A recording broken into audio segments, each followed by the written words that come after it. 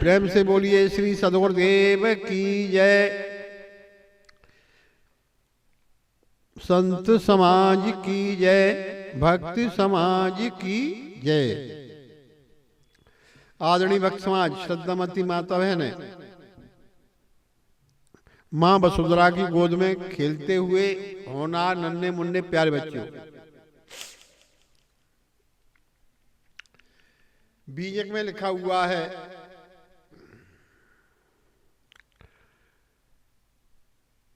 कि संसार में सबसे बड़ा धन क्या है। बीजक कहिए साग धन, धन का कहे संदेश, वहां तुम धन जी ठोरे बचन कबीर उपदेश। तो सद्गुरु यही साख देते हैं कि जो तुम्हारा धन है वो तुम्हारे अंदर है, और जिस धन को तुम आप मान रहे वो धन का आपका टिकने वाला नहीं है।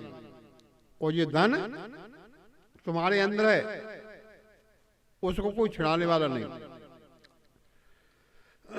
जो आदमी धन को कमा ले वो धन छूट जाता है, वो बढ़िया है कि वो धन कभी नहीं छूटे, वो बढ़िया है। लेकिन हम भूल जाते हैं।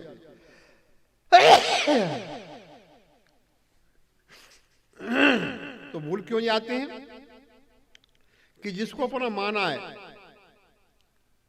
तो मान बंधन में आवा, निज कर्तव्य में आप बनावा। तो मान करके वो अपना बंधन बना लिया, उसी में जीव फंस गया। जब बन गया, कानून बनाई आपने, आप ही कानून बनाई, कानून में आप ही फंस गए। इसी प्रकार से जो बंधन को समझो और बंधन कर्ता को समझो। बंधन कर्ता हमारे घट के अंदर है, बनाने वाला, और हम ही बंधन को बनाने वाले। तो बंधन आपने ही बनाया, तो बंधन आप ही तो मिटाएंगे। बंधन को और दूसरा कौन मिटा सकता है? जब आपने ही बनाया है तो आप ही मिटाओगे, लेकिन दूसरा मिटाने वाला नहीं। तो कहा कि आप ही बरी आपन करबंदा, और झूठा मोह काल का फंदा। इसी प्रकार से ये फंदा लगाया हमने, ये फंदा हमने ही तो लगाया है, अपने बंधन हमने ही तो बनाया है। ये बंधन बनाने वाला कोई नहीं है, बंधन हमने बनाया है और हम ही बंधन को मिटा सकते हैं। लेकिन कोई दूसरा मिटाए, दूसरा मिटाने वाला नहीं। सद्गुरु मार्गदर्शक होते हैं, मार्ग देते सद्गुरु, लेकिन मार्ग तो जरूर देते हैं, और करना हमको ही पड़ेगा। और हम कहें कि भैया गुरु ही बिल्कुल जो कुछ हुए एंड तक गुरु ही सब करते रहे, तो गुरु मार्गदर्शक हैं, बता सकते हैं। इसी प्रकार से गुरु जी के बताए हुए मार्ग से चलना, ये शिष्य पक्का वही होता है। गुरु के बताए हुए मार्ग को चलने पर शिष्य चलता है, वही शिष्य पक्का होता है।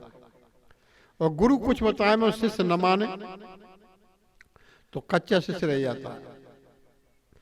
तो इसी प्रकार से जो कच्चा फल होता है, तो कच्चे फल में आनंद नहीं आता है। पक्का फल होता है, पक्के कहते हैं बड़ा मीठा है। तो लेकिन ये जबलक ढोला तबलक बोला, त्यों धन व्यवहार, ढोला फूटा बोला गया कोई न जाके द्वार। तो कच्चे पक्के भी शरीर तक ही होते हैं। मीठा शरीर तक ही लगता है, नमकीन शरीर तक ही लगता है, और फीका बता रहे फीका भी शरीर तक। जितने सुख हैं वो शरीर तक ही हैं। और अपने सुख सबसे सर्वोपरि सुख क्या होता है? वहां तो न मीठे की आवश्यकता है, न कच्चे की आवश्यकता है, न दुख की आवश्यकता है, और न सुख की आवश्यकता है, और न संसार की आवश्यकता है, न परिवार की आवश्यकता है, न शरीर की आवश्यकता है। वहां किसी चीज की आवश्यकता ही नहीं। तो एक होती है आवश्यकता और एक होती है आसक्ति। आवश्यकता आसक्ति में कितना अंतर होता है? आवश्यकता आसक्ति में अंतर होता है। उदाहरण के माध्यम से बताऊं मैं कि जैसे आवश्यकता, किसी से पूछा है, किसी संत से पूछा गया, महाराज जी ये बताओ कि आवश्यकता और आसक्ति में कितना अंतर है? तो उन्होंने कहा कि एक लड़का था, तो महात्मा ने कहा चलो यहाँ पास में जंगल में बैठेंगे, वहां पर मेरी कुटिया भी पास में है, वहीं बताएंगे। अम्मा पहुंच गए तो शिष्य ने वही प्रश्न किया, महाराज जी बताओ। तो स्वामी जी पहले मां से एक फल ले गए, तो फल रख दिया वहीं उसी जगह पर, और कहीं से तोता उड़ के आया, फल को ले गया। और फिर लेके चला गया कि ये फल ले गया। जब फल ले गया तो उसने, शिष्य ने कुछ नहीं कहा, और शिष्य भी देखा रहा कि तोता फल को ले गया। और दूसरे दिन गुरुजी ने क्या काम किया, पिंजड़ा भी ले गए और 2 फल और ले गए। तो एक फल पिंजड़ा में रख दिया और एक फल वो रखा था पहले वहीं पर रख दिया। तो तोता ने जो फल था चोरे में रखा था वो फल को खा लिए, और पिंजड़ा के फल को छेंच मार मार के और मर ही गया। अब वो कह रहे गुरु जी बताते नहीं, बताओ कितनी देर हो गई। मैंने पूछा प्रश्न कि बता तो रहा हूं कि क्या, मैं तो नहीं जान पाया कि पहले जो फल रखा था पहले दिन, तो तोता की आवश्यकता पूरी हो गई, आवश्यकता तोता की पूरी हो गई। और दूसरे दिन पिंजड़े 2 फल मैंने रखे, तो उसी जगह पर रखा था जो पहले खा चुका, उसी जगह पर रखा, तो तोता ने वो फल को खा लिए।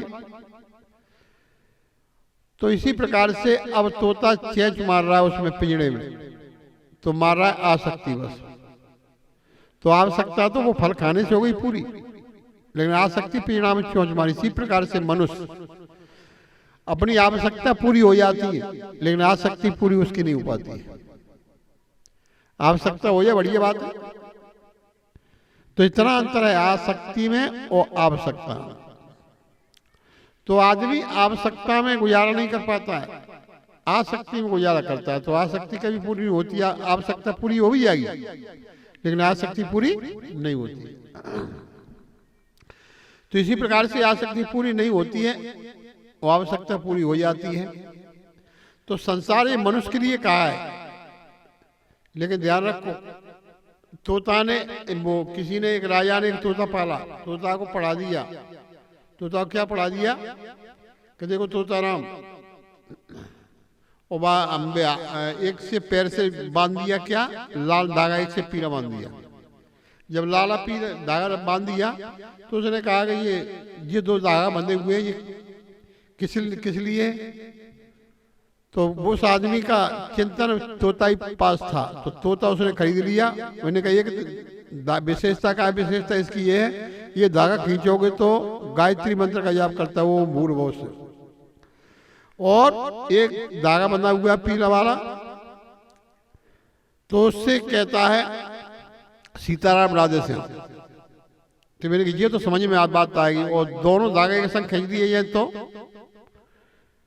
सुबह ने कीजिए तो पढ़ाया नहीं, तोता ही बोला पड़ा, दोनों धागा खींचोगे तो उल्लू पट्टे हो, मैं मर नहीं जाऊंगा।